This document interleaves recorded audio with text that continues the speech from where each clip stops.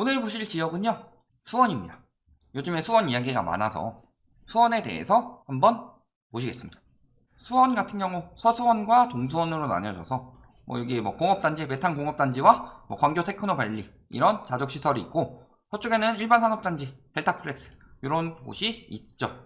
그래서 양쪽에 나눠서 개발이 되고, 수원 자체는요 서울이랑 멀죠. 사실 그렇게 가깝다고 볼 수는 없어요. 물론 지하철은 연결이 되지만. 그렇기 때문에 사실 이렇게까지 가격이 오를 만한 지역인가, 요걸 봐야 되겠죠. 그랬을 때 지금 보면은 인구는 120만 명 정도이고, 지금 경기도청 소재지로 서울의 위성도시다. 4개의 일반 구가 있고요. 그 다음에 사업체 수, 종사자 수 해서 40만 명 정도가 종사하고 있다. 어느 정도 자적도시는 갖추고 있다, 이렇게 보시는 게 맞겠죠. 그랬을 때 지금 하락세가 심각해지고 있다.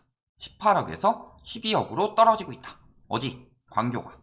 그 다음에 9억 찍었던 호매실 아파트, 호매실 그쪽 가보셨어요? 사실 그렇게까지 오를 동네가 아니다. 개발 많이 되잖아요. 봉담지구부터 동아지구니 그 밑에 보면은 엄청 많이 들어올 거예요.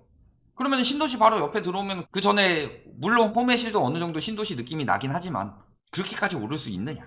다 몰려간 거죠. 그냥 수원의 강남, 어디만 보면 다 강남이에요. 강남 하려면 뭐가 돼야 돼요?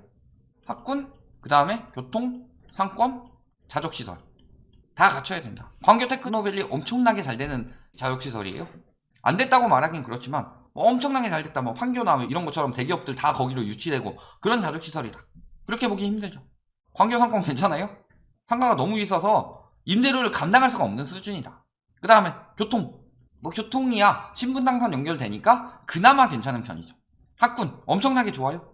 얼마 전에 했던 분당처럼 목동, 강남 이런 데랑 비빌만 하냐, 그런 상황 아니죠. 그러니까 하락폭이 점점 커지고 있는 거다. 보니까 무슨 이야기들 하고 있냐. 자, 6이 엄청 떨어졌다는 이야기 나왔죠. 5억 4천에 거래가 됐다, 직거래 제외하고. 그랬더니 사람들이 엄청 가서 보고 있습니다. 또 중흥 S클래스, 수원의 강남, 광교 왜 뜨느냐. 5.4억 실거래 등록되니까 우르르 몰려가서 본 거죠. 그런데 그나마 이 지역은 저희가 동탄 이런 데 이야기했던 것보다는 좀 낫다. 뭐가 좀 낫느냐? 댓글 반응이 좀 낫죠. 5억까지 떨어질 것 같다, 이렇게 말씀하시는 분들도 종종 보이는 정도니까.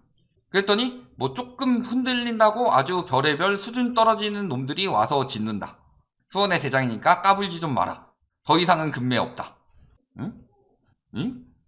여기서부터 쭈르륵 떨어지는데 더 이상은 금매 없다. 본인 내놓지 마세요. 금매 안 내놓고 저게 시세가 되면 그 다음에 내놓으실 생각인가? 마지막 6억이야 세일이었다. 희망회로 바라는 생각들이. 그러면서 가난하면서 원망하지 않기는 어렵다. 공자의 일화가 있죠. 공자의 일화가 있어요. 공자가 길을 가는데 이 길 가에서 똥을 싸는 사람이 있었대요. 그랬더니 공자가 엄청 뭐라고 하더래. 너 도덕적으로 배워먹지도 못한 놈아 하면서 막 엄청 뭐라고 했대요. 그랬더니 이 사람이 부끄러워하면서 갔더라. 그리고 계속 길을 가는데 이제는 길 한가운데서 똥 싸는 사람이 있대요. 그러니까 공자가 슥 지나갔대죠.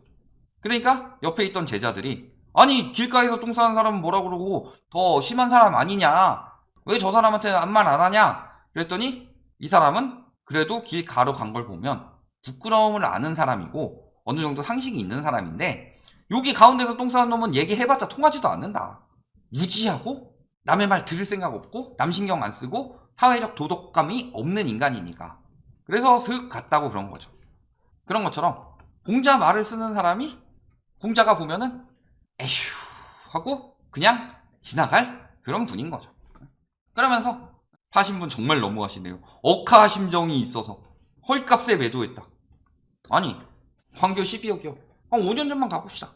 5년 전에 광교 12억이 가당키나 한 말이었냐. 5년 10년 전만 가보셔라. 그런데 무슨 억하심정이에요. 무슨 억하심정으로 18억에 거래를 하셨어요 그럼? 그러니까 이기주의자들 눈에는 저것만 보이는 거예요. 모든 자산은 계속 올라야 돼. 누군가 떨어지면 남 탓이야. 땀 팔든지 말든지. 무주택자들 저희 하락 이야기를 할 때요, 저희는 경제 상황이 이렇게 돼서 매우 위험해질 수 있다. 집값 거품 지금 굉장히 위험하다. 그러니까 지금은 굉장히 미친 시장이라서 올라가는 것처럼 보이지만 사실 붕괴되면 엄청나게 심각해질 것이다. 그러니까 실수요들 지금 사지 마세요, 이 이야기를 했죠. 뭐라 그래요? 남의 자산 가지고 왈가왈부한다. 남의 자산 떨어지길 바라는, 저희는 정상화를 이야기를 하고 있는데 본인의 시선이 비정상이니까 남의 자산 떨어지길 바라는 아주 못돼 처먹은 놈. 이게 라이트하우스의 이미지였죠. 저 사람들에게는. 근데 본인은 뭔데 남의 자산에 왈가왈부하냐. 내로남불의 극치들이다. 부동산 막판에 투기하거나 그런 사람들은 다 내로남불의 극치들이에요. 그런 사람들이 남들에게 벼락거지라고 조롱하고 그랬다가 진짜로 벼락거지는 벼락부자처럼 벼락같이 거지되는 사람들이죠. 그런 사람들이 진짜 벼락거지가 되는 거다. 그리고 나서 떨어지는 이유 뭐라 그래요? 인정와서 공급 탓. 아까 앞으로 잠깐 다시 가볼까요? 다 지금 떨어지는 것에 대해서 이야기를 이렇게 하고 있는데 무슨 이야기를 했냐? 공급이 쏟아져서 떨어진대요. 인정와서 공급이 쏟아져서 떨어진다고 하는데 그 전에 뭐라고 그랬냐? 수용성 집값 급등, 마용성 뺨친다, 수용성 풍성효과 들썩들썩 다 그런 이야기 했어요. 근데 과거에 집값 오르는 이유는 수요 대비로 공급이 부족하다. 원래는 이게 핵심인데 수요 대비도 빼고 공급이 부족하다. 신규 아파트 공급이 부족하니까 집값은 폭등한다. 이렇게 말했는데 수원은 왜 계속 부추겼어요? 20년에 풍선효과 왜 부추겼어요? 그러니까 그 말에 속은 사람들이 지금 당하는 거예요. 경기도로 풍선효과가 돈다고 말하는 사람들, 특히 그 중에서 수원이나 인천 말하는 사람들, 혹은 양주 말하는 사람들, 이런 사람들은 쓰레기들이다, 쓰레기들. 누구라고 지칭해서 이야기하진 않겠어요? 전문가들도 많이 있고, 유튜버들도 많이 있고, 그 다음에 언론들도 많이 있었죠? 보지 마세요. 본인들이 그렇게 공급 이야기를 하면서 왜 그런 데는 숨겨요? 아까 곤장 맞아야 되실 분 이야기했죠? 그분에 대해서 뭐라고 그랬어요? 본인이 잘못 분석하고 있는 거. 남들한테 다 그것만 가지고 이야기를 했죠. 전세 매물이 안 늘어난다. 다주택자 규제하니까 전세 매물 줄어들어서 앞으로 더 힘들 것이다. 전세 매물이 계속 늘어나는 데이터는 보여주지 않으면서. 그것처럼요. 수원에 공급이 많은 데이터는 보여주지 않으면서 수원에 풍선 효과가 엄청나게 들어간다. 이 말을 했던 것 자체가 사람들을 속이기 위해서 했던 거다. 그러니까 그 당시에 뭐 수원에 뭐 분양 들어온다. 분양 받으세요. 라고 말했던 인간들은 둘 중에 하나죠. 첫 번째는 그거랑 똑같이 이야기를 해서 뭣도 모르면서 분석을 했다든가 아니면 두 번째로는요 거기서 이득을 취하기 위해서 수원 분양 받으세요 뒷광고 받았을 수 있죠. 아니면 수원 분양 받으세요 해놓고서 본인 분양권을 팔아먹으려고 할 수도 있고 아니면 본인이 수원에 있는 다른 단지를 팔아먹을 수도 있는 거고 이런 사람들이 한둘이었어요 유튜브에. 그런데 수원 공급 보세요. 역대급입니다. 입주 물량이 작년 올해 내년 엄청나게 많죠. 근데 이때 막 부추긴 거예요. 요게 남아있는데 분양가 상한제 하면은 공급이 장기적으로 줄어들어서 집값이 오를 것입니다. 장기적으로 공급이 많은 지역은 왜 띄우느냐. 그러니까 쓰레기들이라고 대놓고 이야기를 하는 거예요. 쓰레기들이지. 경고 계속했죠. 수원 아파트 20년에 계속 이야기했어요. 22년까지. 뭐라 그래요? 분양이 많은 거 보면 공급이 엄청 많이 들어오는 건데 언제까지 버틸 수 있느냐 본인 말들대로. 그래서 급격히 낀 거품은 급격히 빠지는데 이 문제의 핵심은 뭐예요? 수요가 붕괴된다는 이야기죠. 수요가 왜 붕괴돼요? 저금리 얼마나 갈지 안 보이죠. 그 다음에 대출을 엄청나게 많이 받았는데 점점 더 많은 대출을 받을 수가 있느냐, 감당을 할 수 있느냐, 근로소득으로 살 수 없을 만큼 집값이 폭등하고 있는데 계속 감당할 수 있느냐. 그게 핵심인데 이게 공급까지 많이 들어온다. 공급은 하락 요인이다. 신규 공급은 조금만 들어오더라도 하락 요인이다. 멸실의 상승 요인이고 어떻게 되는 거예요? 공급이 많이 쏟아져 들어오면 더 위험하다. 그거는 계속 이야기를 했어요. 본인들이 안 본 거지. 듣고 싶은 것만 듣고 보고 싶은 것만 보니까.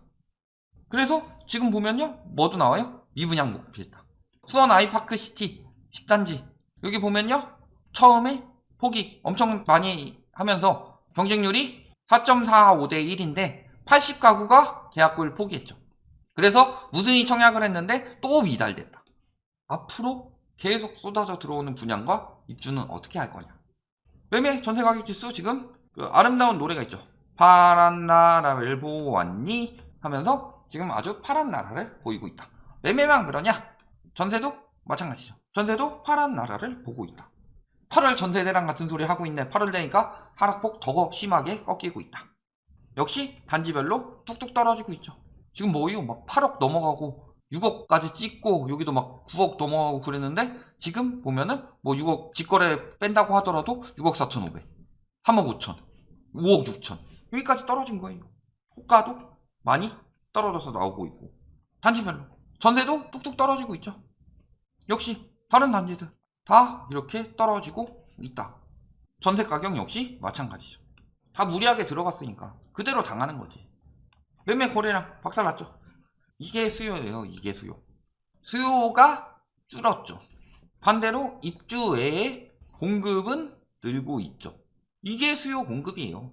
뭣도 모르는 인간들이 신축 공급만 공급이다. 수요는 지금이 비정상적이다. 라고 말하는데 작년, 재작년에 수요가 비정상적이었던 거고 그렇기 때문에 지금 2, 3년치 수요를 미리 다 끌어다 썼기 때문에 앞으로 거래량은 굉장히 심각해질 수밖에 없다.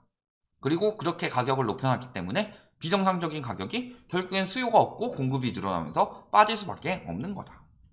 그러니까 이제 규제 해제, 조정대상 지역 해제 요구, 확대 요구, 해제될 곳 어디 하면서 수원 좀 해주세요 이 이야기 하고 있죠.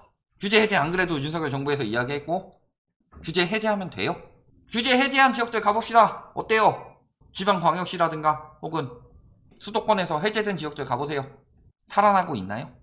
전혀 살아나지 못하고 있다. 왜?